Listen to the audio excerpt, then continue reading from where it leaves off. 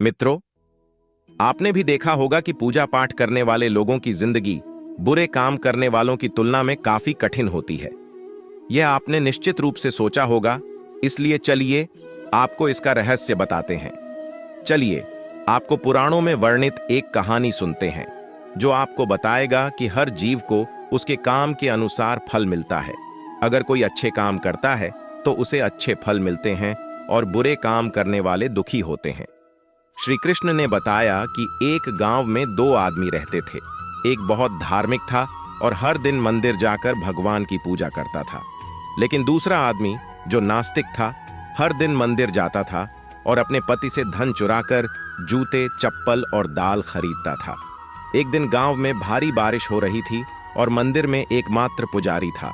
नास्तिक आदमी मंदिर गया और सब कुछ चुराकर वहां से चला गया। उस समय एक आस्तिक व्यक्ति भी मंदिर गया और भगवान की पूजा करने लगा। मंदिर के पुजारी ने उसे उसी समय देखा और उसे चोर समझा। वह गांव के बाकी लोगों से बचकर भागने लगा। वह वहां से टकरा गया और घायल हो गया। मंदिर में चोरी करने वाला व्यक्ति आस्तिक को मिला। कल्प बीतने पर भी करोड़ पाप कर्म से नष्ट नहीं होते। जब दोनों मर गए, आस्तिक व्यक्ति ने यमराज से पूछा कि उसके साथ ऐसा क्यों हुआ। यमराज ने कहा कि अगर तुम पर झूठा आरोप लगाया गया तो तुम मर जाओगे, लेकिन तुमने अच्छे काम किए तो बच जाओगे। यमराज ने कहा कि उसके भाग्य में एक राजा बनना लिखा था, लेकिन उकसे ने अपने पापों के कारण वह सिर्फ एक छोटे से चोर बन गया। मित्रों, शास्त्रों में कहा गया है कि पाप कर्म के बिना भोगे गए करोड़ों का नाश नहीं होता। अगर कोई पाप करता है तो आज वह खुश हो सकता है, लेकिन कभी कभी उसे अपने पाप का फल भुगतना पड़ेगा।